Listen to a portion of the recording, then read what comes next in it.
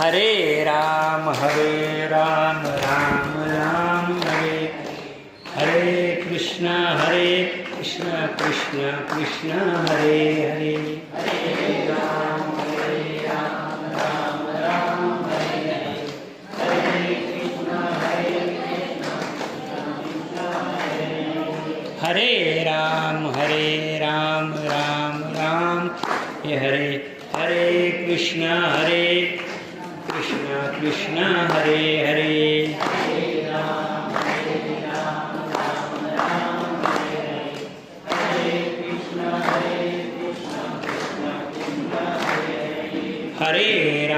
हरे राम राम राम हरे हरे हरे कृष्ण कृष्ण कृष्ण हरे हरे हरे राम राम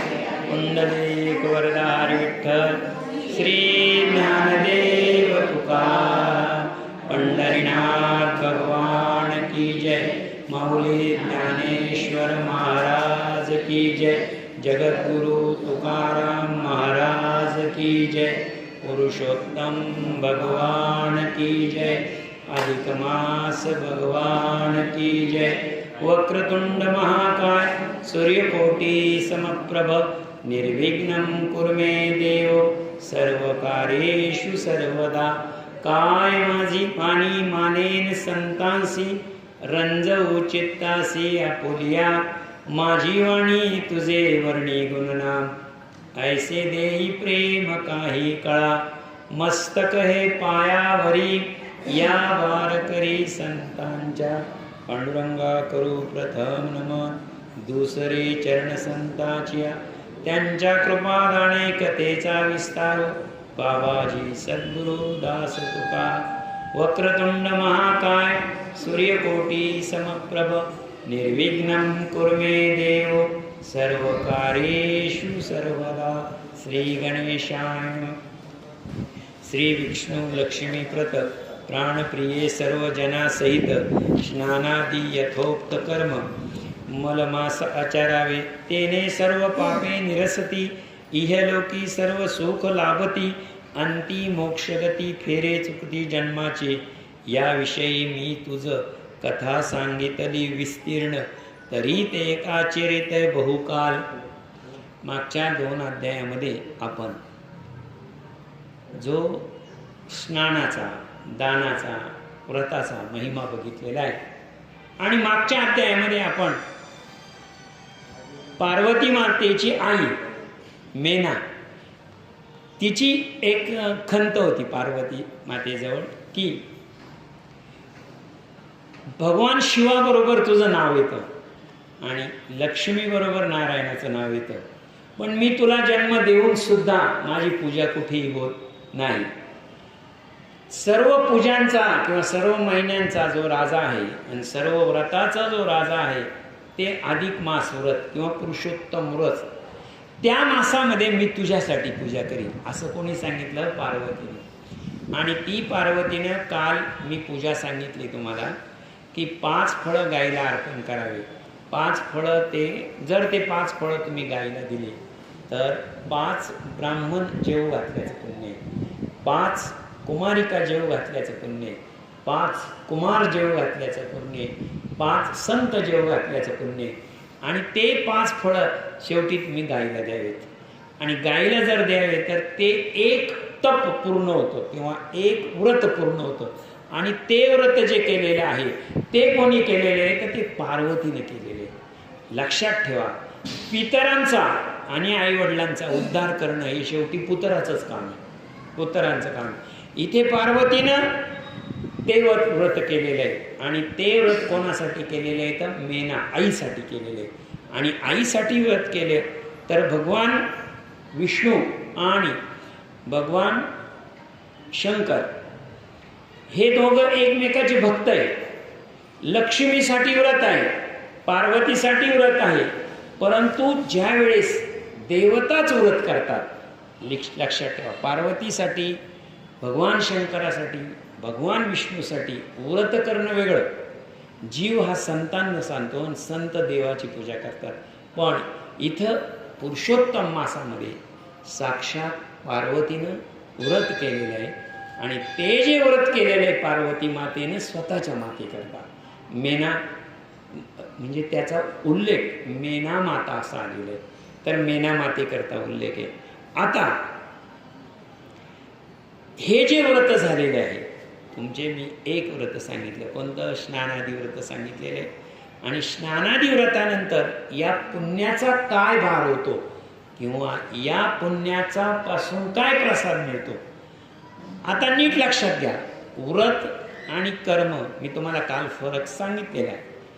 व्रत आणि कर्म याच्यामध्ये फरक सांगताना नीट लक्षात ठेवा.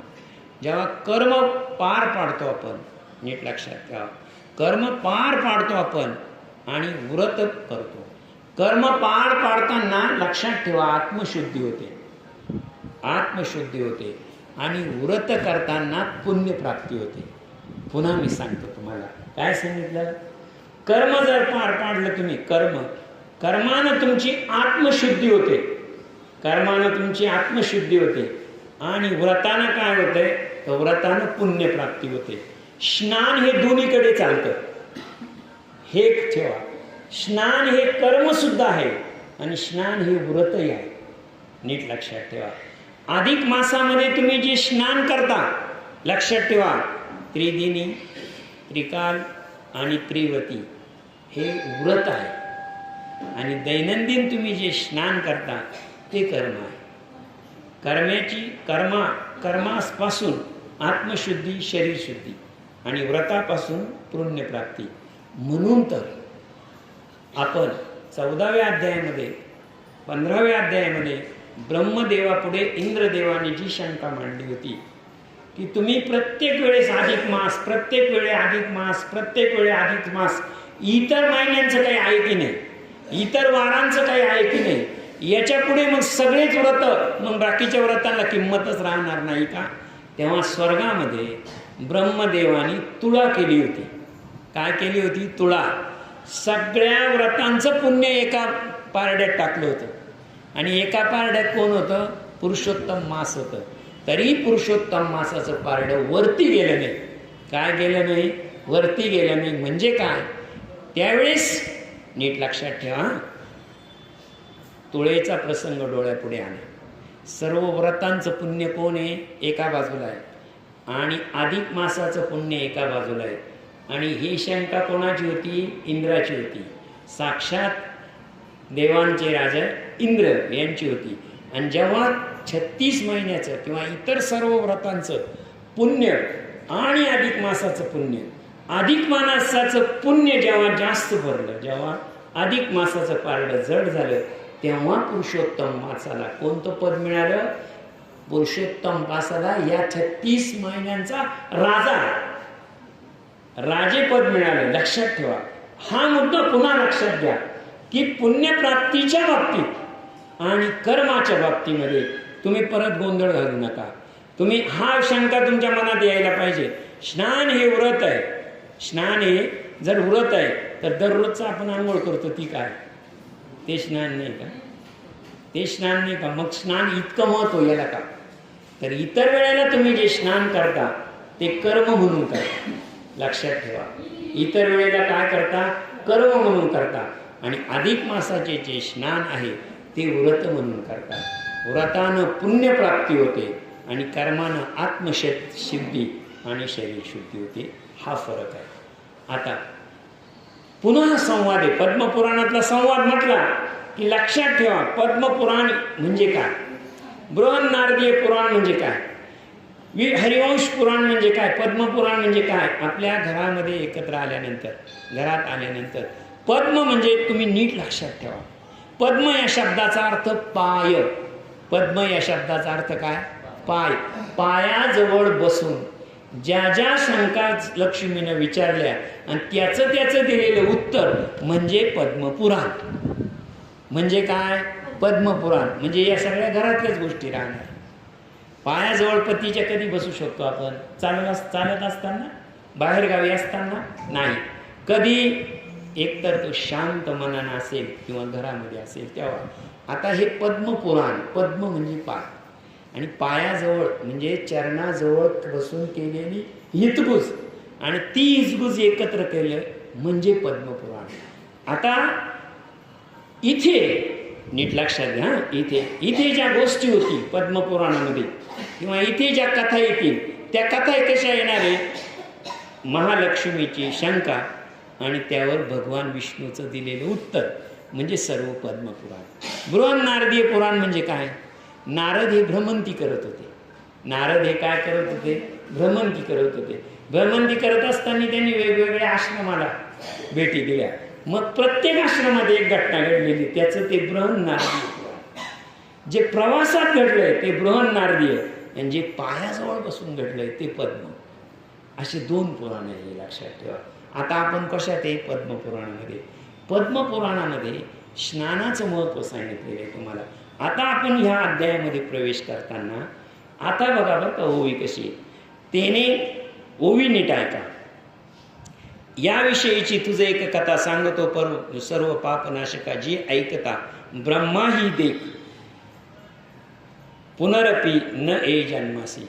मी आता तुला एक अशी कथा सांगणार आहे जी ब्रह्मा हा ही, नीट लक्षात घ्या, हई. हई हा शब्द त्याचा मूळ धातू आहे हत्या, आणि हत्य शब्दापासून झाला हत्या. मूळ धातू हत्य. हत्य हा मूळ धातू व्याकरणाचा, त्याच्यापासून शब्द झाला हत्या, आणि हत्या आणि ब्रह्म एकत्र झाल्या का तो शब्द झाला ब्रह्म ही आर. म्हणजे ब्रह्म हत्या झालेली असेल तरी, ब्रह्म हत्या झालेली असेल तरी जगामध्ये जे शास्त्रांना सर्वात मोठे पाप सांगितलेले ते 4 पाप आहेत. ब्रह्महत्या, सुरापान. ब्रह्महत्या, ब्राह्मणाची हत्या करणं, साधूची हत्या करणं हे जगातलं सर्वश्रेष्ठ, सर्वात म्हणजे उच्च दर्जाचं पाप म्हणजे नीच गुणातलं पाप. त्याच्यात सुरापान 2 नंबरचं दारू पिणं हे दुसरं पाप आहे. ब्रह्महत्या हे पहिलं, सुरापान म्हणजे दारू पिणे हे तिसरं पाप आहे, लक्षात ठेवा. चौथं पाप आहे द्यूत म्हणजे जुगार खेळणं, हे कितवं पाप आहे. आणि चौथं पाप आहे या सगळ्यांची संगती करणं. ज्यांच्या संगतीला राहिले काही हे पाप घडतं सगळं. हे 4 पाप आहे. सगळ्यात पाप जे आहे ते कोणतं आहे? ब्रह्महत्या. जर ही कथा ऐकली तर या कथेमधून ब्रह्महत्येसारखं जरी पाप घडलं असेल तरी त्याला प्रायश्चित्त घेता येईल किंवा त्याला पुनर्जन्म नाही, अशी कथा मी तुला सांगणार आहे. याविषयी तुझं एक सांगतो. ही ऐकता ब्रह्मही देख पुनरपी नाही इंदिरे पूर्वी पृथ्वीवरती वीरबाहू नामक नृपती, तो महाप्रसादा जगती यजनशील सर्वदा, आणि रूपे सुंदर भाग्यवान सर्व प्रियजन क्षमीमान, अति बलिष्ठ गर्विष्ठ अति बुद्धिमान ऐसा गुणवान नसेपी. पूर्वी नगर म्हटलं का आता राजा आला. पूर्वी काय होतं या पृथ्वीवरती? वीरबाहू नावाचा एक राजा होता. राजा खूप मोठा होता, श्रीमंत होता, सगळं बरोबर होतं, पण थोडासा एक गुण त्याच्यामध्ये होता, त्याच्यामध्ये अहंकार जास्त होता. मी फार श्रेष्ठ आहे हा भाव त्याच्यामध्ये कायम राहत होता. आणि रूपे ती भाग्यवान सर्व प्रिया क्षमीमान आणि बलिष्ठ बुद्धिवान तया भार्या नाम यशोमती रूप सुंदर विमानवती धन गर्विष्ठ ऐसी निवृत्ती होती पा. आणि त्याची जी भार्या बायको होती तिचं नाव होतं यशोमती. आता राजा होता, बलिष्ठ होता, राजा होता, श्रीमंत होता, सर्व बरोबर होतं, पण त्याच्या ठाई एक छोटासा अवगुण काय होता? तो थोडासा अहंकारी होता. आता अहंकार वेगळं बरं का, अहंकार वेगळं. आणि त्याच्यापेक्षा त्याची जी पत्नी होती ती अति गर्विष्ठ होती. म्हणजे अहंकाराची सुधारित आवृत्ती म्हणजे गर्विष्ठपणा. अहंकार हा फक्त म्हणजे असं असतं, अहंकार हा फक्त समेषु जातीषु अहंकार, म्हणजे तुम्ही मी श्रीमंत आहे ना तर मला तुमच्याविषयी अहंकार निर्माण होईल. एका जातीमध्ये होईल, म्हणजे 2 मनुष्यामध्ये होईल, 2 पैलवानांमध्ये होईल, 2 बुद्धिवंतांमध्ये होईल, 2 पण गर्विष्ठपणा हा कोणाबरोबर असतो? कोणाबरोबर गर्विष्ठपणा? आणि त्या राजाचे प्रधान तयाचे नाव मंडन, तो स्वाभिभक्त अति श्रीमान शूर महान असे पै. प्रधानाची भारी असती तिचे नाम गुणवती, ती क्षणिक मानून धनसंपत्ती दान धर्म करीत असे. त्यांच्याकडे नशीब असं होतं तर त्यांचा प्रधान मंडन नावाचा प्रधान होता आणि तो अतिशय प्रामाणिक आणि शूर होता. आता त्या प्रधानाची जी पत्नी आहे तिचं नाव गुणवती, ती इतकी दानशूर होती का संपत्तीचं दान म्हणजे संपत्ती तिने हातात कधी ठेवली नाही. म्हणजे बघा, लक्षात ठेवा बरं का, संपत्ती जर तुम्हाला मोह नसेल, संपत्तीचा मोह नसेल तर दोन गोष्टी होतात. संपत्तीचा मोह नसेल तर तुमच्याकडे संचय होत नाही, उगीच साठवायची वाटत नाही. भले तुम्ही कोणाला देऊ नका, दान करू नका, परंतु जर मोह संपत्तीविषयी कमी असाल तर लक्षात ठेवा तो मनुष्य समाजात देव म्हणून मानला जातो. तुम्ही म्हणाल का देव म्हणून मानला जातो? मोह किंवा स्वार्थीपणा कमी असावा समाजामध्ये. नीट लक्षात ठेवा, स्वतःच्या स्वार्थासाठी दुसऱ्याचा बळी घेणारे अनेक असतात, पण माझ्याकडे आहे ते मला मिळालेले आणि ते माझ्या प्रारब्धाने मिळालेले, ते जे आहे ते मला प्रारब्धाने मिळणारी इतकी भावना जरी असली तरी तो माणूसही जगतो आणि तो दुसऱ्यालाही जगवतो. दुसऱ्याचं काही हिरावून तरी घेत नाही. हिचं वर्णन कसं केलेलं आहे? ऐश तिचं प्रधानाची भार्या तिची नाम गुणवती, ती क्षणिक मानून धनसंपत्ती. धनसंपत्ती क्षणिक म्हणजे धनसंपत्ती किती आहे? आत्ता फक्त आपल्याकडे आलेली आहे, ती आपल्याकडे राहीलच असं नाही, उद्या ते कुठंतरी जाणारच आहे. ऐशा प्रकारे ती चौघे जण मंडित असती स्वगुणे, पण राजा ती अभिमानी नडली तयासी एक. वीरबाऊ राज्यभार सर्व टाकेला प्रधान, स्वये संसार मानून स्थिर निरंतर भोगत असे. आणि हळूहळू या राजाचा आणि या राणीचा, वीरबाहू आणि यशोमती यांचा हळूहळू हळूहळू काय झालं? हळूहळू ते इतके भोगात डुबायला लागले का राज्यकारभाराकडे त्यांचं दुर्लक्ष व्हायला लागलं. सर्व राज्यकारभार कोणावर टाकला? प्रधानावर टाकला आणि त्याच्या पत्नीवर टाकला. यशोमतीस वर्तमान विहार करावे अनुदिन, नाना अमरावून भ्रमत असे सर्वदा. आणि या यशोमती होती, या यशोमतीला एक फार शौक होता, विहार करणं म्हणजे पतीबरोबर फिरायला जाणं. आता तो आजार आजपर्यंत चालू आहे समाजामध्ये. हे तो काय यशोमती एकदम खूप म्हणजे काय, फक्त एकच हौस तिला, काय पतीबरोबर हिंडणं, बाकी काहीच नाही. विहार भ्रमत असे सर्वदा. बरं, निवळ तसं नाही फिरणं, नाना वस्त्रे, नाना भूषणे, नाना भोजने, नाना वाहने आणि नाना सौंदर्य. काय काय काय काय लागायचं? नाना वस्त्रे, कपडे लागायचे, नाना सौंदर्य म्हणजे कितीतरी. बरं, नाना वाहने, आज एका रथातून गेले तर उद्या तो रथ चालणार, आज एका रथात. खरंच सांगा, हे किती खर्चिक काम आहे. तसं तयाची राणी ती अनुदिनी, नाना भोगीची भोग जाण, दानव्रत देवधर्मन कधी स्वल्पही न करे. आणि तिचं काय जीवन होतं? फक्त चांगले कपडे घालणं, चांगले वाहनातून फिरणं, चांगले भोग भोगणं, चांगले जेवण करणं. आणि जेवण ज्या एका ठिकाणी केलं तर परत त्या ठिकाणी जेवण करायचं नाही. म्हणजे आजच्या काळामध्ये तुम्ही या आणि तिचे स्वभाव कसा होता? नाना भोगीची भोगीजन, दान व्रत देवार्चन स्वल्पही नगडे. स्वल्पही या शब्दाचा अर्थ काय तुम्हाला एक सांगतो. साधं जाता घरून तुम्ही निघाले, आरतीला जायचंय, पांडुरंगाचं दर्शन घ्यायचंय आणि परत जायचंय. हे काय झालं? हे तुमचा नेम झाला, हे व्रत झालं. पण एखादा वाटसरू इथं आला आणि पांडुरंगाचं मंदिर दिसल्या तो काय करतो? बायातली चप्पल काढतो, मंदिराच्या बाहेरच आणि देवाचं दर्शन निदान मान, याला म्हणतात स्वल्प दर्शन. जाता जाता मंदिर दिसलं काय नाही, हात जोडले, खाली वाकले, चालले, हे झालं स्वल्प दर्शन. असं स्वल्प दर्शन सुद्धा तिने कधी केलं नाही. मंदिर दिसलं तरी तिथे मान वाकली नाही किंवा तिचे हात जोडले नाही, कधीच हात जोडले नाही. ऐसा लोटता काळ बहुत तयासे दोन झाले सुत सुबाहू शतबाहू ऐसी त्याप्रत नाव ठेविली यथाविधी. आणि असा काळ चालला होता. काळ कसा चाललाय तुम्ही नीट लक्षात घ्या. काळ कसा चाललाय, तिचा काळ जो चालला होता त्यामध्ये तिला 2 मुलं झाली. आणि 2 मुलं झाली तर एकाचं नाव केलं सुबाहू आणि शतबाहू. नीट लक्षात ठेवा, बाहू या शब्दाचा अर्थ हात. बाहू एकूण 4 प्रकारचे बाहू आहे. एक सुबाहू. सुबाहू या शब्दाचा अर्थ नीट लक्षात ठेवा.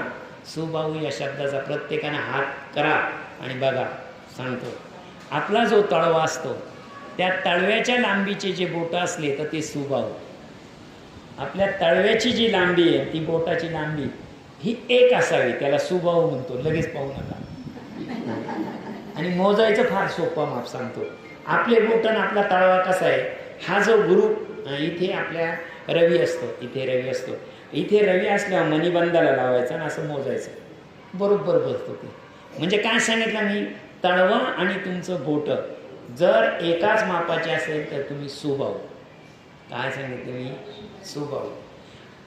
तुमच्या तळव्यापेक्षा तुमचे बोट जर लांब असेल, तुमच्या तळव्यापेक्षा लांब लांब बोटं पाहिजे, असे लांब सडक पातळ बोटं एकदम, तर तो जो बाहू असतो ना, नीट लक्षात घ्या. सुबाहू सांगितलं त्याला म्हणतात शतबाहू. म्हणजे तळव्यापेक्षा बोटं लांब लांब सडक बोटं असतात. एक आजान बाहू. आजान बाहू म्हणजे तो हातच गुडघ्यापर्यंत असतात.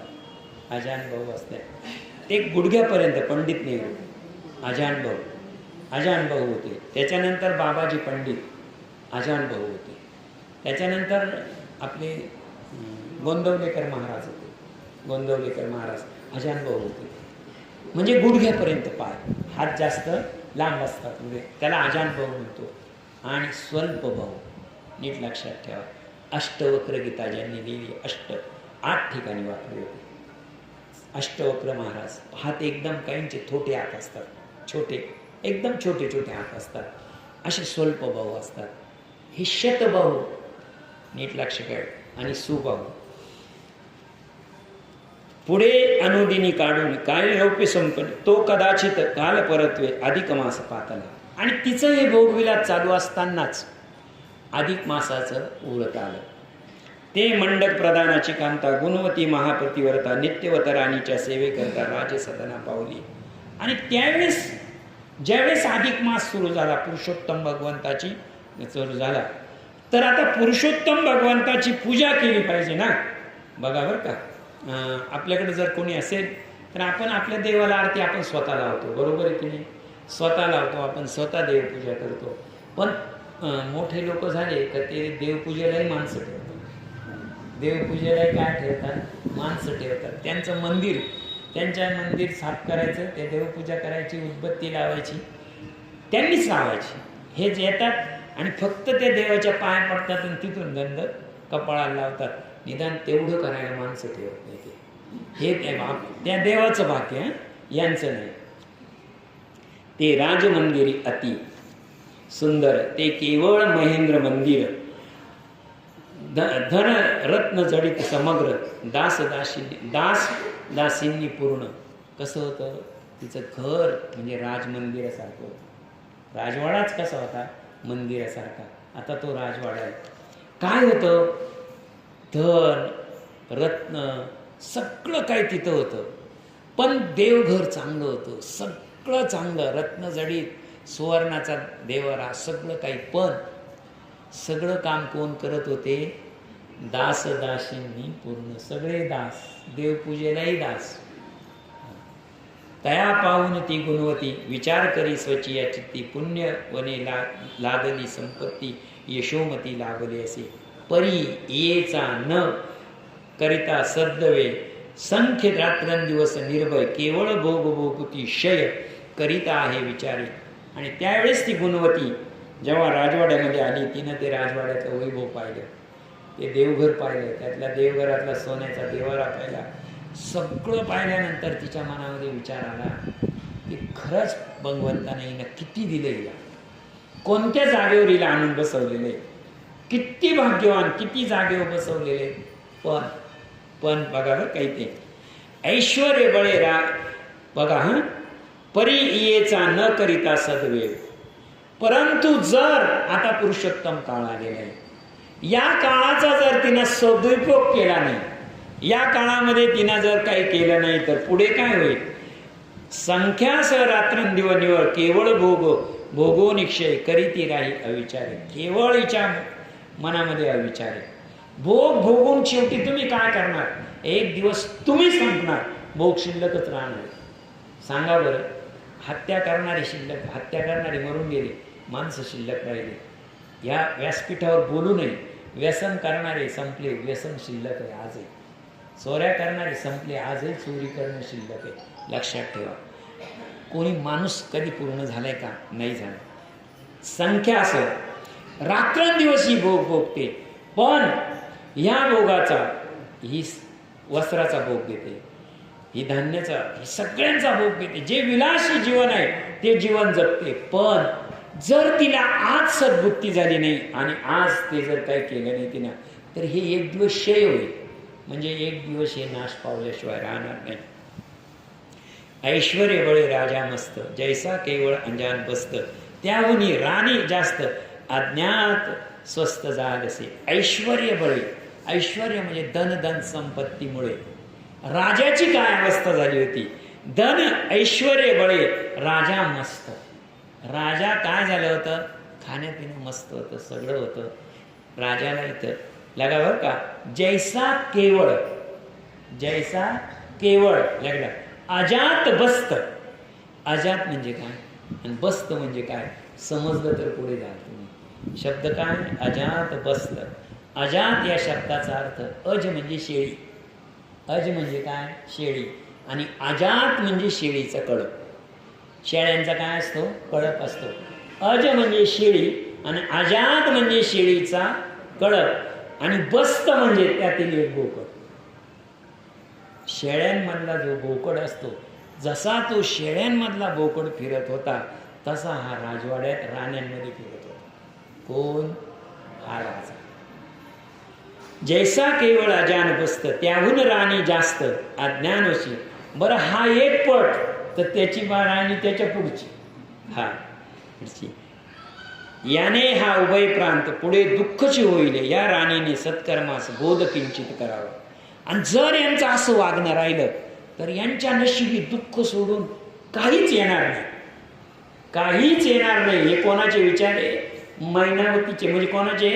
जी राजाची प्रधानाची बायको आहे गुणवती, ही राजवाड्यात आलेली आहे. हे सगळं पाहिल्यावर आणि यांचा अवतार पाहिल्यावर ती बोलते, ही होता सत्कर्माचरणी राव आहे येचे वचनी, म्हणून तोही सत्कर्मी पुढील दुःखाशी टाळेल. ही जर सत्कर्माला लागली आणि राजा हिच्या शब्दाच्या पुढे नाही, ही सांगल तसा, हिना नाचवला तसा गुण असतो. जर ही सत्कर्माला लागली तर राजा आपोआपच सत्कर्माला लागेल ना. राजाला नवीन काही सांगावं लागणार नाही. ऐसा परोपकारथ विचार करून अंतरात त्या प्रधान पत्नीने राणी प्रत निरखून या पाहिले. आणि असा विचार आल्यानंतर तिनं त्या राणीकडे पाहिलं, निरखून पाहिलं. निरखून पाहणं वेगळं, नुसतं पाहणं वेगळं, कृपादृष्टीनं पाहणं वेगळं, दृष्ट दृष्टीनं पाहणं वेगळं. सगळ्या दृष्टीचे 9 प्रकार आहे. त्यातल्या 2 दृष्टी मी सांगतो इथे. निरखून पाहणं, कृपादृष्टी आणि दृष्ट दृष्टी. दृष्ट न लागो या दृष्ट जगाची, हीची प्रार्थना देवाशी. आपण म्हणतो ना, त्याला कोणाची तरी दृष्ट लागली असेल, दृष्ट लागली असते. तुम्ही एखाद्या वस्तूक पाहत असताना त्याचं कल्याण व्हावं, त्याचं कल्याण व्हावं अशी जर तुमच्या भावना असेल तर त्याला कृपादृष्टी म्हणतात. आणि पाहताना याचं वाईट व्हावं अशी जर दृष्टी तुमची त्याच्यावर पडत असेल तर ती दृष्ट दृष्टी असते. म्हणून आपण दृष्ट काढतो ती दृष्टी. आणि निरखून दृष्टी अशी असते का मला तुमचं हे सहन होत नाही, पण मला तुम्हाला काही सांगायचा अधिकार नाही. सांगा बरं, ती राणी आणि ही प्रधानाची बायको काय बोललं तर परिणाम काय? पुढे आहेच ते परिणाम, बघा तुम्ही. सखे यशोमती राणी, तू आमची आहेस स्वामिनी, तरी माझी एक विनवणी ऐकून घेऊ प्रीतीने. जो श्रीहरीचा श्रीहरी मास अधिक मास सांप्रत तया सत्कर्म करिता किंचित अनंत फल लागते. याकरिता स्नानादी नियम येथे सुख लागोनी उत्तम अंती अक्षयी वैकुंठधाम लागते जाण निश्चय. तिला सांगते बघ तू आमची राणी आहे, स्वामिनी आहे तू आमची, तुझ्या पुढे तर बोलायची आमची हिम्मत नाही, तरी सुद्धा तुला सांगते का तू जे हे करते हे बरोबर नाही. आता अधिक मास येणार आहे, स्नान तर तू दररोज करतेस ना, फक्त अधिक मासाच्या नावानं स्नान कर, स्नान कर, कर्म कर. आणि दुसरी गोष्ट पुरुषोत्तम मासाची पूजा कर. बरं जास्त पूजा नाही सांगितली त्यांनी. ऐसा मासोत्तम सुख स्नानादी नियम सर्व सुख लागते उत्तम अंतिक्षय म्हणून तू या मासाप्रत विधीपूर्वक आचरे तेथे तुझे समर्थ पूर्ण होईल मनोरथ अंती भ्रतारा सहित वैकुंठी जाशील. आणि तू दोनच गोष्टी केल्या, स्नान आणि दीप, या दोनच गोष्टी केल्या, तरी सुद्धा तुला इतकं पुण्य लाभेल की काय राहील, तुला वैकुंठाला जाता येईल. एकटीला नाही, पतीसह तुला वैकुंठाला जाता येईल. ऐसे ऐकून या राणी गुणवतीस नाक मुरडोनी हसत हसत म्हणेगा ऐसे मम वाणी साचार. पृथ्वीवरती पजाजन जे तीर्थादी करती पुण्य तयाचा भाग राजा लागून मिळतो जाण निश्चय. आता तू कोणता तो पुरुषोत्तम मास सांगते म्हणे मला सांग. जगामध्ये सगळे करणारच आहे. आणि तुला एक नियम माहिती आहे का म्हणे काय, प्रजेनं जर व्रत केलं तर त्याचा निम्मा हिस्सा राजाला आपोआप मिळतो. प्रजेनं जर व्रत केलं तर त्याचा राजा अर्धा हिस्सा कोणाला मिळतो, पण राजा सत्शील असेल तर. तिथं ही आठ आहे ना. मग पुढे काय म्हणते, पृथ्वीवरती प्रजाजन जे चरती तीर्थ तयाचा अर्धा भाग राजा लागून मिळतो. मी तयाची भार्या. राजाला जर सगळ्या प्रजेनं पुरुषोत्तम मास केला त्याचं निम्म पुण्य कोणाकडे येईल, राजा. आणि त्याची मी अर्धांगिनी म्हणजे माझ्याकडे अर्ध येईल ना, म्हणजे माझ्याकडे पुण्य आपोआपच येणार आहे ना.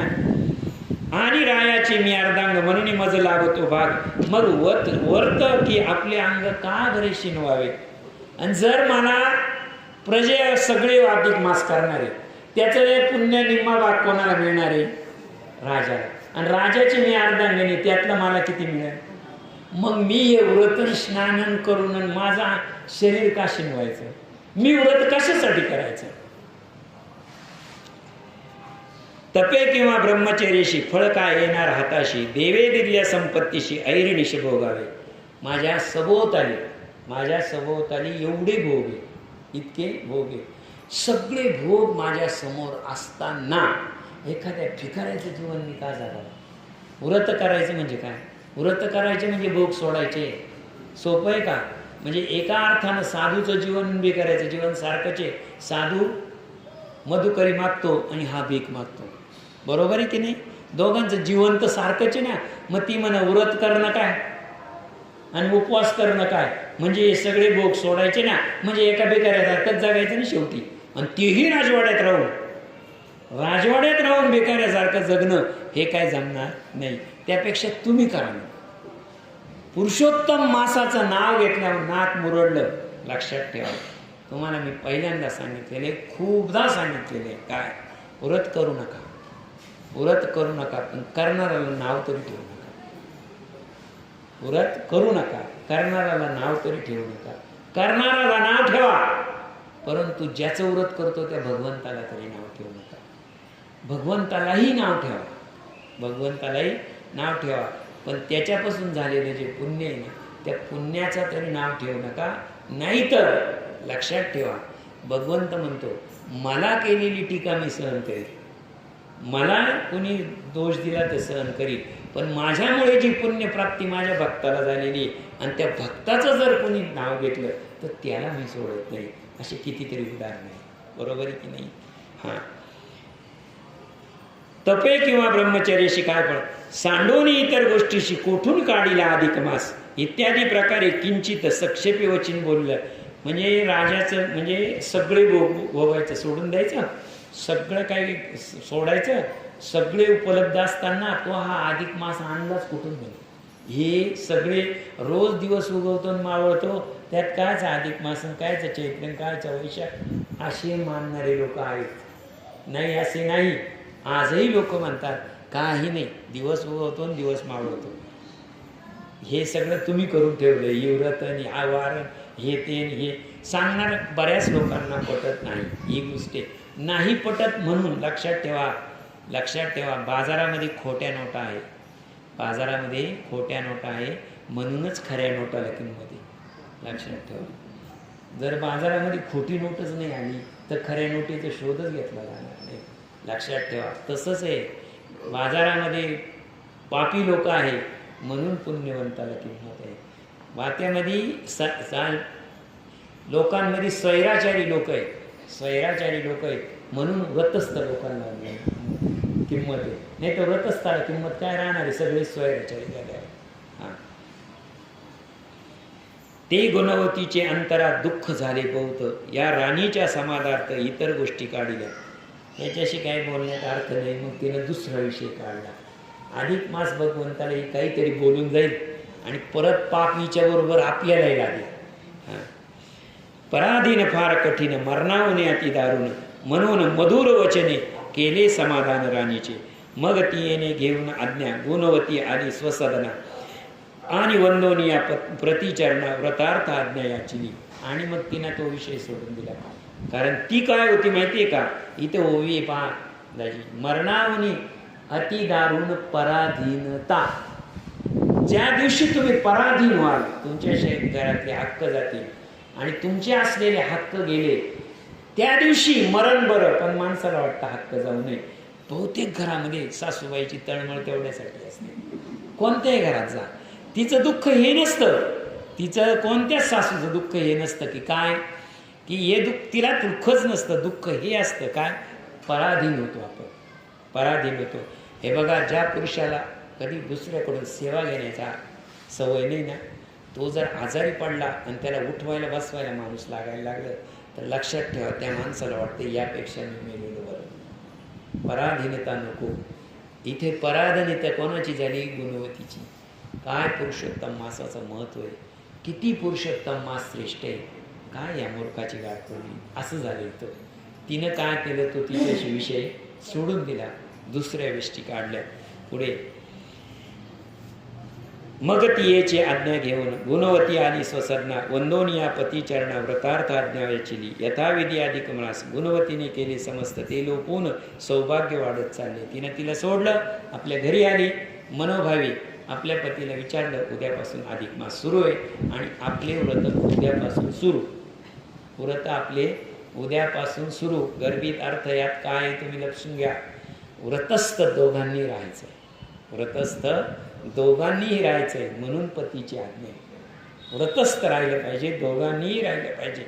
मग पतीची आज्ञा दिल्यानंतर आता व्रतस्थ कोण झालेले, गुणवती आणि मंडळ, त्यांचा प्रधान. मग तियेची घेऊन आज्ञा यथाविधी अधिक मास गुणवतीने केले समस्त, तिये जाऊन सौभाग्य वाढविले. प्रिये यशोमतीने वाहिले, अधिक मरस अवमानिले, तेने आगळे दुःख पातले औचित. आणि इकडे दोन गोष्टी चालू होत्या बरं का. काय चालू होत्या, इकडे अधिक मासाचं व्रत चालू होतं. कोणाचं चालू होतं, गुणवतीचं. आणि इकडं अधिक मासाचा अपमान चालू होता, कोणाचा, यशोमतीचा. दोन्ही गोष्टी एकाच वेळी चालू होत्या. प्रिय यशोमती वाहिले, अधिक मास व्रत अवमानिले, तिने आगळे दुःख पातले. यौवन रूढ रूप सुंदर, ऐसे तिचे दोन कुमार, तयासी भरुणी माज एकाएकी निवर्तले. अधिक मासाची पूजा कुठे चालू होती, मंडन प्रधानांच्या घरी.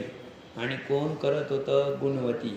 इकडे काय होतं, इकडे दास दासी पूजा करत होते. कोणाची पूजा करत होते, पुरुषोत्तम भगवंताची मूर्ती सोन्याची, परंतु तिला आंघोळ घालायला कोण, आणि त्याची काहीच प्राणप्रतिष्ठा नाही. अधिक मासामध्ये रोजच्या सारखं पाणी ओतून दिलं, उदबत्ती लावली, विषय संपला. खरंच सांगा, पुरुषोत्तम भगवंताची मूर्ती तुमच्याकडे, साधी तुळशीची मूर्ती किंवा आपल्याकडे रंगनाथ असतात, आपल्याकडे कोणतीही मूर्ती असते, ज्यावेळेस तुम्ही तिला पाण्यामध्ये जल अभिषेक करता किंवा काय करता, एक लक्षात ठेवा, तिच्या दर्शन तर घेतलं पाहिजे. सांगा त्या खरंच सांगा, ती जे दासी आहे त्यांना पूजा करायची का काम करायचं? ते कामाला आहे तिथं. त्यांच्या दृष्टीने काय आहे? काम आहे, स्वच्छता आहे, काम आहे. ते जर राणीला केली असती तर ती पूजा आहे. ते जे करतात ते काय करतात? काम करतात. मग असं जर चालल्यामुळे अधिक मास भगवंताचा अपमान रोज इकडे आणि तिकडे होतं. झालं काय पाहिजे? तयाचे दुःख पाळून अतिश्रेष्ठ. यौवन रूढ रूप सुंदर. यौवन रूढ, यौवन म्हणजे तरुण, रूप सुंदर, खूप असे ती सुबाहू आणि शतबाहू, आता तरुण झाले होते आणि अतिशय सुंदर दिसत होते.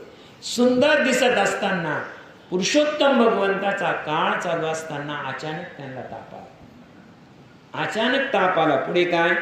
तियेचे 2 कुमार तियेशी भरून महाज्वर, अति ताप झाला आणि त्यातच त्या तापात ते दोघेही गेले. त्यातच ते निवर्तले.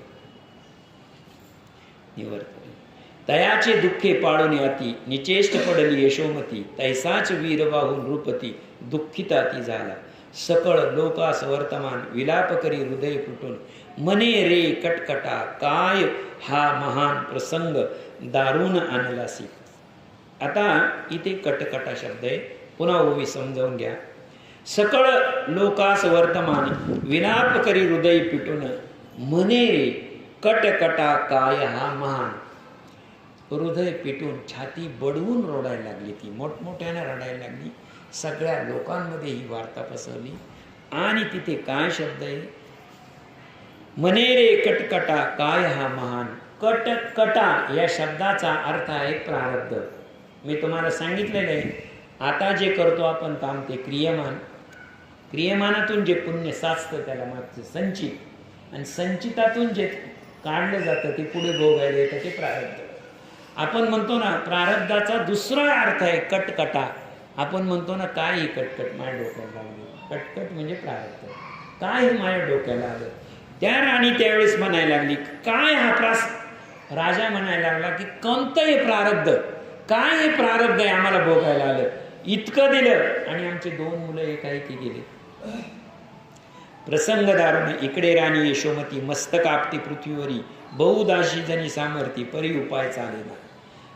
यशोमती आता डोकं आपटायला लागली, खूप रडायला लागली. सगळ्या दासी आवरायला लागल्या. पुत्र मुखाते कुरवाळूने विलाप करी दिनवानी. ते ऐकून सकळ मोदनी उलोप आहे साचार. ऐसा महा आतंक वर्तला प्रधाने. राजा भाऊ बोधीला परी ते असे अज्ञाने भरला. म्हणून समजला नाहीच. हे करायच्या अगोदर जसं गुणवतीने यशोमतीला सांगितलं होतं तसं प्रधानानेही राजाला सांगितलं होतं, पण दोघांनाही पटलं नाही. म्हणजे गुणवतीचं पटलं नाही यशोमतीला आणि मंडनाचं पटलं नाही राजाला. आणि लगेच सत्वरी पावली गावली. प्रिय मलमास पाहिले यशोमतीने अवमानिले. तयाचे पाप ऐसे आगळे फळ दिले दारुण.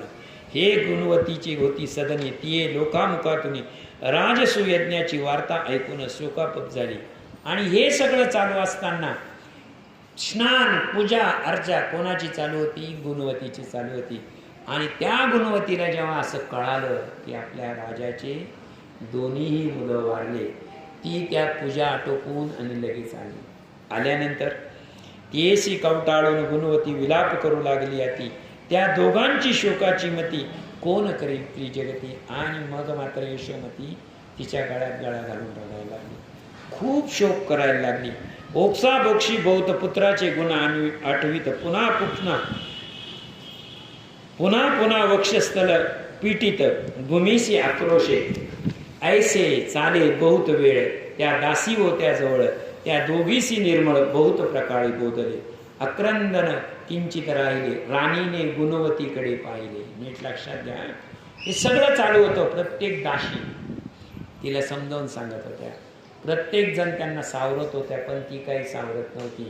तोंड बडवून छाती बडवून मोठमोठ्याने ती ओरडत होती आणि गुणवती तिला समजवत होती. हे सगळं चालू असताना यशोमतीनं, नीट लक्षात घ्या बरं का, मी तुम्हाला निरखून शब्द थोड्या वेळापूर्वी पाहिला. भोगात बुडालेली यशोमती, भोगात बुडालेली यशोमती, तिला निरखून कोणी पाहिलं? गुणवतीने. कोणी पाहिलं? बरोबर मग शब्द आला ना.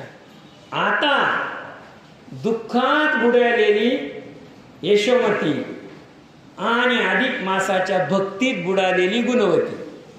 नीट लक्षात घ्या. दोन दोन भाव नीट प्रगट तुमच्या हृदयात झाले पाहिजे प्रकट. कसे? तुम्हाला दोन्ही गोष्टी कळायला पाहिजे. दुःखात बुडालेली कोण आहे? यशोमती. अति दुःख झालं. 2 मुलं आणि एकाच वेळी गेली. 2 मुलं, तरुण मुलं. तरुण मुलं, कुमार नाही म्हटलेलं, म्हणजे ते काय 14 वर्षाचे आतले नव्हते, 14 वर्षाचे पुढचे होते, 12 वर्षाचे पुढे, 17-18 वर्षाचे यौवन अवस्थेला पोहोचलेले होते. अचानक वारलेले. काय झालेली अवस्था? अवशेष. यशोमतीची अवस्था पूर्ण दुःखात बुडालेली. आणि इकडं अधिक मासाचं व्रत करणारी गुणवती पूर्ण भक्तीत बुडालेली. पुरुषोत्तम मासाच्या पूर्ण भक्तीत बुडालेली. आता पुढची ओवी ऐका. आक्रंद किंचित राहिले, राणीने गुणवतीकडे पाहिले, तो तियाचे तांबुले अत्यंत रंगिले पैसे पे. तिनं काय पाहिलं? भांगी भरला सिंदूर. गुणावतीच्या भांगात काय होता? सिंदूर. भांगात सिंदूर भरलेला. भाळी कुंकुम अति सुंदर. कंपाळावर कुंकू लावलेलं ते अति सुंदर. नयनी अंजनीचे कोर. अंजन म्हणजे काजळ. तिनं काजळाच्या कोरीनं डोळे सजवलेले होते. कुसुम हार वेणीत. कुसुम म्हणजे फुलं, मोगऱ्यांच्या फुलांचा हार वेणीत. आता सांगा बरं, अशी बाई दुःखाला नटून आपल्या घरात आल्यानंतर आपल्याला काय वाटत बरं? इथे यशोमतीचे 2 मुलं वारलेली. काही का असे ना, आई एकत्र नाही. किती तिनं चुकीचं वागू द्या, भोग भोगू द्या, काय भोगायचं. पण तिला भेटायला येणाऱ्या बाईने काय केलेलं होतं? शृंगार केलेला होता. म्हणजे कपाळामध्ये कुंकुम लावलेलं, भांगात सिंदूर सोडलेला, काजळ लावलेलं आणि फुलांची वेणी घातलेली. नीट लक्षात घ्या. ऐसी सौभाग्यभूषण मांडली तर पावून या गुणीप्रत यशोमती राणी अंतर क्रोधा संतप्त झाली आणि म्हणे, हे सखे गुणवती, काय ऐसी दवरती, दुःख पर्वत मजवरी कोसळून या पडलासी. यावेळी मुखमंडन करून वस्त्राभरणे लिहून तू आलीसी नटून थटून, तुझे योग्य दिसते का? चल उठ येथून लवकरी, सुखे जाय आपल्या घरी. मी आबागिनी राई खरी, तरी दुःखची भोगते. तुला पटतं का म्हणे माझ्यावर किती दुःख आलेले? तू भांगात सिंदूर टाकून आली, नवे कपडे घालून आली, कानपाळावर कुंकू लावून आली, काजळ घालून आली, केशात मध्ये मोगरा मिळवला, हे सगळं करून नटून थटून तू आली. कशाला? मला दुःखच समजावायला. तुला पटतं का हे? असं ये नाही का? चल तू निघ तुझ्या घरी. हां, तू सर्वदा सुखे राही नटत, ऐसे बोलून राणी त्वरत, बलात्कारे गुणवते प्रत घरी प्रेषित झाला. तू तिकडंच नटत बस. बळच तिची इच्छा नसताना तिला धक्के मारले आणि लगेच निघून जा. कोणाला धक्के मारले? कशात बुडालेली आहे? भक्तीत. कशात बुडालेली आहे? भक्तीत. ही बुडालेली आहे दुःखात. ही भोगात होती तेव्हा गुणवतीनं निरखून पाहिलं आणि ही दुःखात होती तेव्हा हिनं गुणवतीनं निरखून पाहिलं. लक्षात ठेवा, फरक दृष्टीचा आहे. पाहणं तिचंही झालं आणि पाहणं हिचंही झालं. परिणाम काय झाला? परिणाम काय झाला? तर हिच्या पाहण्यामुळे यशोमतीत काही सुधारणा झाली नाही, पण यशोमतीच्या पाहण्यामुळे हिच्यावर मात्र दुःख. ती म्हणे गुणनाती सोपतीत, विनय एक अहो प्राणनाथ, आज मी यशोमती गेले होते भेटावया, परी तिने मज विकोलोनी काही विपरीत केले भाषण आणि लगेच रागे तेथून परत दौडून लावली. म्हणून मी आले सत्वरी, विचार केला नाना परी तियाच्या वाक्याचा अंतरी अभिप्राय समजेना. स्वये दुःखात पडली असून तिने का केली अशी करणी, याची प्राणनाथा स्वकीय मनी करावा.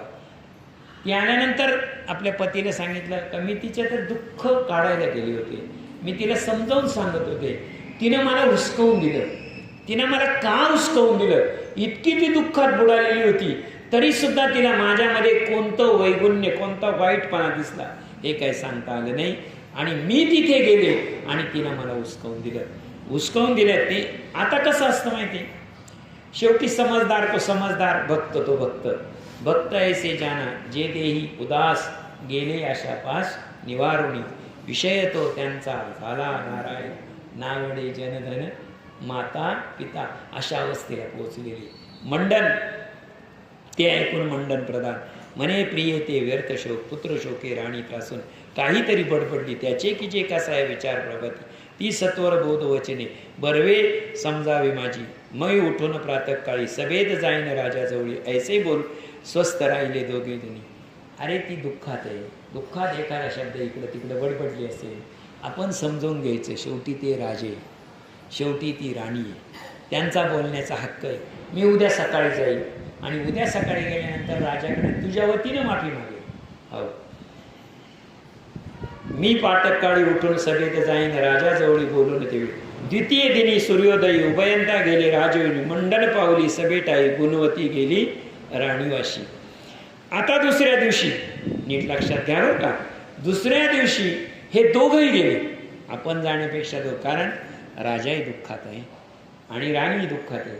मुलं गेले म्हणजे काय पत्नीच दुःखात आहे असं नाही, दोघेही दुःखातच आहे. राणीने गुणवतीचे वदन पूर्वसुत माहून कोपे दासी क्षणी रायासी सांगून पाठविले. दासी जाऊन रायाप्रती म्हणे, राणीची ऐका विनंती, प्रधानाची पत्नी गुणवती राणी वस माझी आली असे. आणि जेव्हा ते नवरा बायको आले, मंडन आणि गुणवती, राणीनं पहिल्यांदा पाहिलं कोणाकडे? गुणवतीकडे. कालच्यापेक्षा जास्त शृंगार केलेला, कालच्यापेक्षा जास्त. तिने लगेच गेले आणि दासीला निरोप पाठवला, राजाला मला एक महत्वाचं बोलायचं आहे, राजाला बोलून आण. आपण पाहिला शब्द तो तिच्या शब्दात होता, बोलून.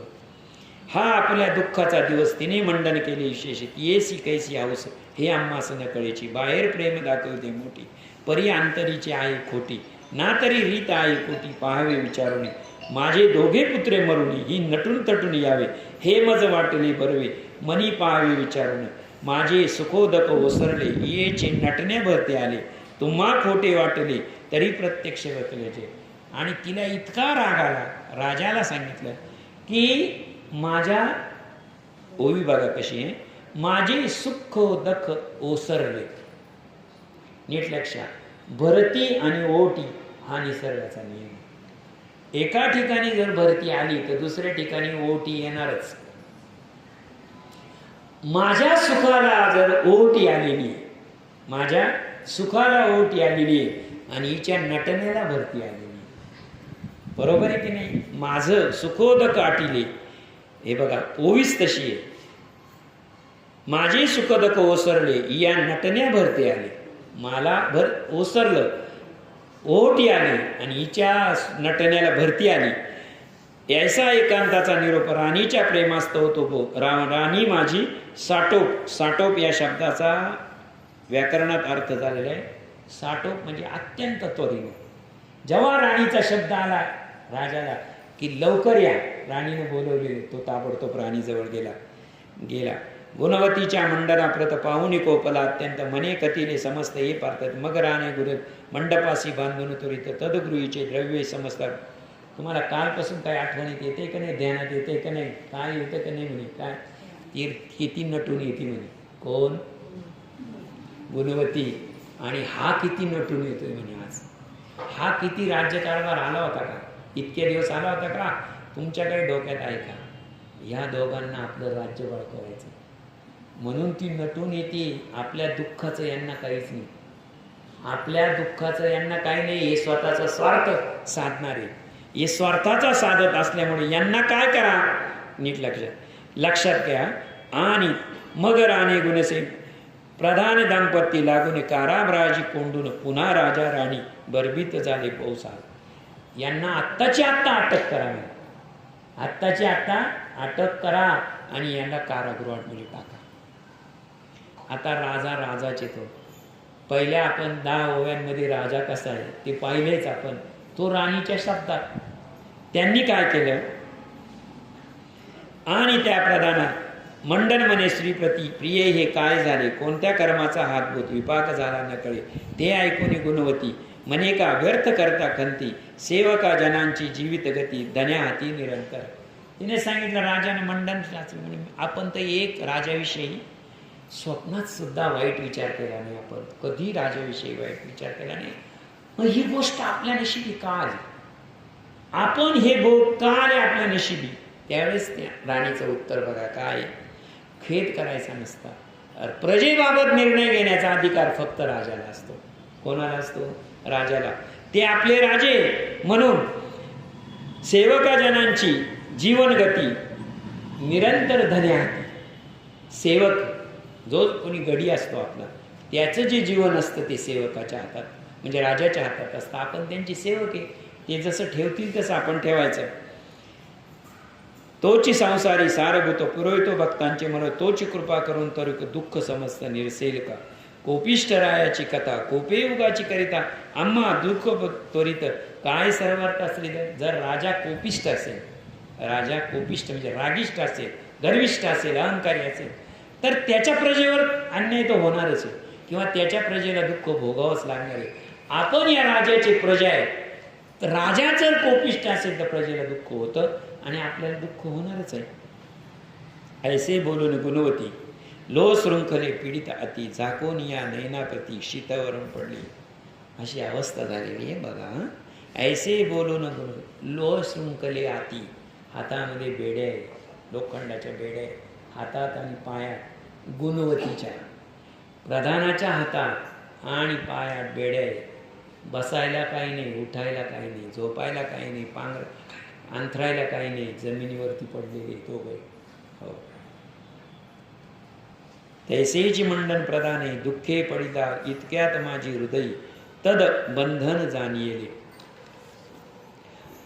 आता ह्या परिस्थितीमध्ये नीट लक्षात घ्या, घरी पुरुषोत्तमाचं व्रत चालू आहे, पुरुषोत्तम मासाचं व्रत चालू आहे, व्रतामध्ये खंडन आलेले.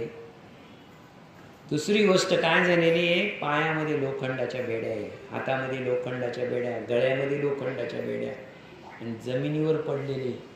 प्रधान येतो, लक्षात ठेवा, काहीतरी ऐश्वर्यात राहतच असेल ना, निदान बसायला घरी काही नाही तर एखादी गादी तर असेल का नाही, गादी सोडून बसला नसेल.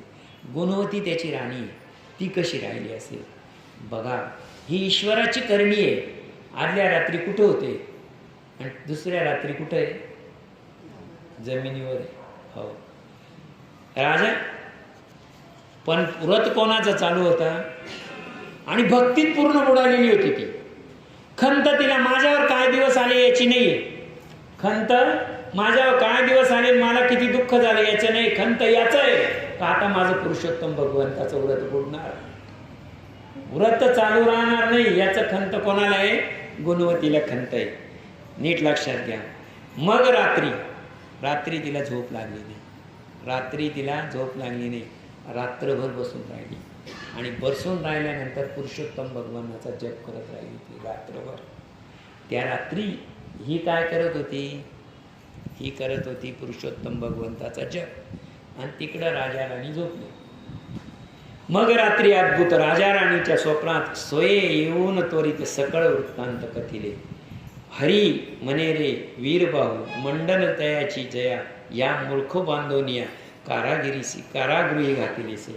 त्या दोघांच्या स्वप्नामध्ये कोण आलेले, पुरुषोत्तम भगवान आलेले. सांगितले अरे तुम्ही दोघंही मूर्ख आहात, तुम्ही दोघंही मूर्ख आहात, भोगी आहात, पापी आहात. त्या मंडन मिश्र तो मिंडन आणि त्याची पत्नी गुणवती, त्यांना तुम्ही कारागृहामध्ये टाकलेले. ती दोघेही महापुण्यवंत. त्या तू सोडी त्वरित ना तरी सर्वस्व तुझे प्रती जाण निश्चित जाण आहे. तेरे अधिक मासाचे फळ जे सर्वदा अक्षय निर्मळ, ते उभयंतांचे सकळ संपाप्त झाले असे. लक्षात ठेव, अजून तुझी काहीच नुकसान झालेली नाही. आत्ताशी फक्त तुझे 2 मुलं गेलेले आहेत. पण जर तू पुरुषोत्तम भगवंताच्या पूजेमध्ये खंड आणला आणि जर तू त्यांना तिथं ठेवलं तर लक्षात ठेव, समूळ नष्ट होशील, तू समूळ नष्ट होशील. अरे अधिक मासाचे व्रत फळ जे सर्वार्थ निर्मळ, ते उभयंतांशी सकळ संप्रातच झाले असे. पूर्वजन्मी त्या दोघांनी अति निर्धन असोनी श्रीहरीची उद्देशुनी अधिक मरस केली असे. पूर्वजन्म त्यांचा असा आहे, एका वस्त्रावर राहिलेले ते. एका वस्त्रावर राहिलेले सोपी गोष्ट नाही.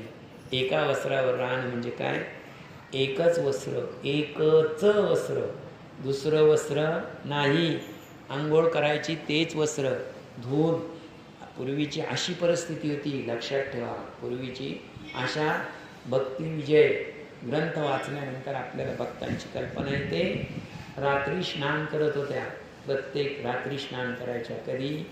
रात्री स्नान करायच्या, कपडे धुवायचे, वाळवायचे रात्रभरात, आणि पहाटे परत उठायचा, आंघोळ करायचा आणि ते कपडे घालून दिवसभर राहायचं. असे भक्त आहे, असे भक्त आहे.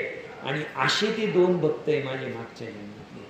त्यांचं इतकं मागच्या जन्मातलं पुण्य आहे, इतकं अधिक मासाचं पुण्य आहे, म्हणून ते आज प्रधान आणि प्रधानाची पत्नी झालेली.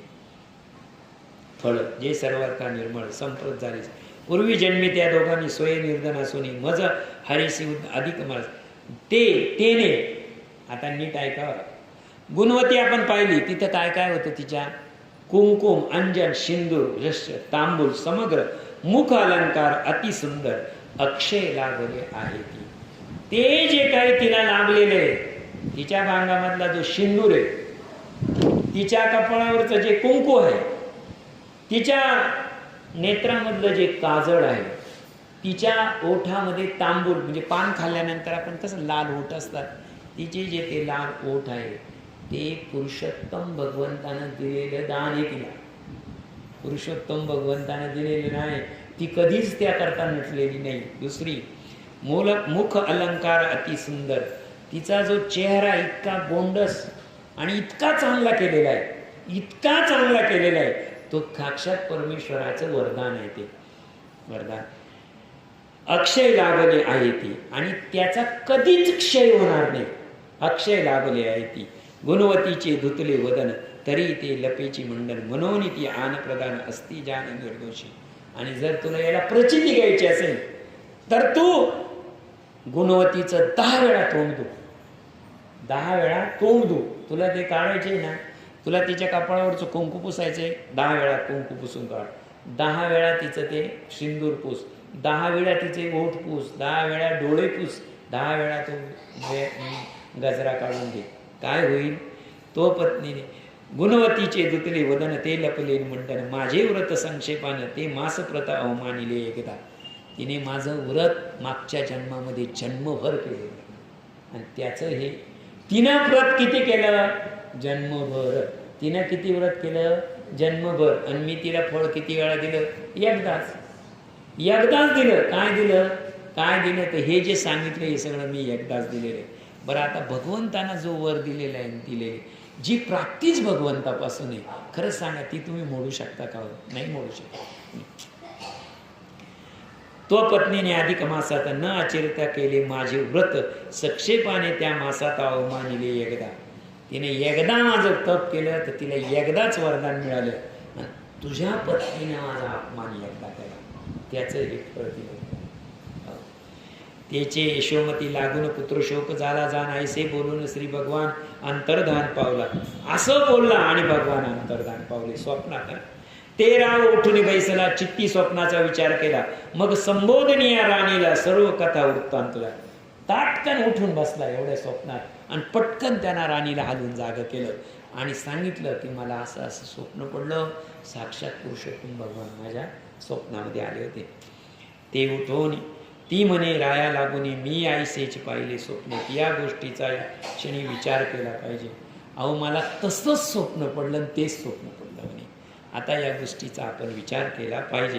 ते ऐकून राणी सहित राव परतला कारागृहात, गुणवतीचे मुख त्वरित दासी असते प्राक्षाळीले. ताबडतोब उठले आणि लगेच कारागृहात आले. सगळ्या दासींना बोलून घेतलं आणि हिचं तोंड धुवलं. दासींना बोलून घेतलं आणि हिचं काय करा? आंघोळ घाला, हिचं तोंड धुवा. दासी असते परी जैसे दिसले, न्यूनाधिक काही न झाले, त्या स्वस्ते चोळवणी धुतले पुनरती. पण तुम्हाला एक सांगा, 4 दिवसाचं भांड पडलेलं आहे, 4 दिवसाचं भांड पडलेलं आहे, 8 दिवसाचं भांड पडलेलं आहे. ते जर तुम्ही एकदा घासलं तर काय होईल? स्वच्छ होईल. आणि तेच 10 वेळा घासलं तर आणखी स्वच्छ होईल. म्हणून का ते मलिन होईल का? आता ह्या शृंगार भगवंताकडून आलेला आहे आणि तो 10 वेळा धुतल्यावर आणखी निकाल ना, तो आणखी चमकायला लागला, आणखी करायला लागला. परी तैसे दिसले नाही तरी तैसेची शोभे अत्यंत, राये दाविले राणी प्रत, कुंकुम मंडल समस्त देखिले पुरोवत तिने. ती राणी परम लाजली.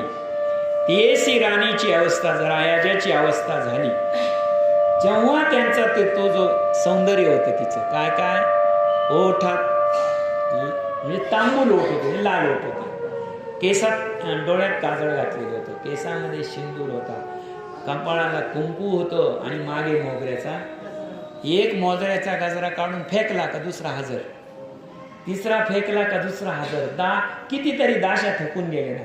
आणि जसं जसं तिचं चेहरा त्यांनी धुतला तसं तसं ते आणखी सुंदर दिसायला लागली. हो तव त्या राजेश्वर त्वरेसी गुणवती प्रधानासी बंद मुक्ते केली विशेषी, वस्त्राधिकेसी पूजिले आणि राणी सहित आपण दोघासी हातच जोडून आम्ही अपराध केला क्षमा आम्हा कीजे. आणि मग त्या राजाने सांगितलं आमच्याकडून फार मोठा अपमान झाला, तुमचा नाही पुरुषोत्तम भगवंताचा, तुमचा तर झालाच झाला. शंभर विनवून राणी सहित राव पावला स्वगृहात, प्रधाना सहित श्री समवेत स्वकिया पातला, प्रिये ऐसे अधिक मासाचे व्रत, फळ लाभते गुणवती ते प्रत्यक्ष येत अनुभव सर्व लोकविषय वेळी. राणी गुणवती हे मी तुला फक्त एक भक्त सांगितलं, एका भक्ताची कथा सांगितली. भगवान विष्णू कोणला सांगतात? विष्णूला. असे मृत्यू लोकात माझे अनेक भक्त आहेत, हजारो गुणवती मी करून ठेवलेले आहेत खाली, त्या आजही माझ्या पूजा अर्चा करत आहेत. प्रिय ऐसे अधिक मासे फळ लाभते गुणवते, ऐसे विश्व अधिक मासे लोकसमोर भाग्यवंत झाले तेव्हापासून हे व्रत मोदीनीसी आले विख्यात. हे संतती संपत्ती सतत हे अखंडित निश्चय. आणि राजाला पुन्हा वर प्राप्त झाला. काय? तुझी संतती संपत्ती अखंडित वाढत राहो, समूळ दारिद्र्य लोकले, सगळं दारिद्र्य निघून गेलं, सर्वदा सुख लाभते, ब्रह्महत्याची दुर्ती निसरते जाण, ये लोकेची इच्छा कृती, देहाते होय मोक्ष प्राप्ती, ऐसी या श्रेष्ठ व्रताची गती, ऐसे जान इंदिरे, ऐसे सांगून रमारमण, कथू लागला उद्याप विधान, ते पुढील प्रसंगी पुढील ऐकावे, श्रवण करावे तार्थ. इति अधिक मास सार महात्म्य बृहन नारदीय पद्मसार, पंचविशंती अध्याय. सज्जन श्रोते चतुर, पंचविशंती अध्याय गोडहा व्हावा. ठरल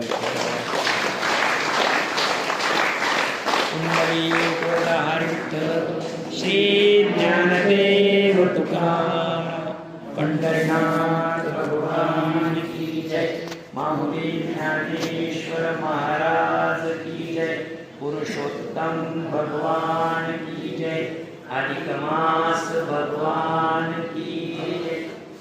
ठरल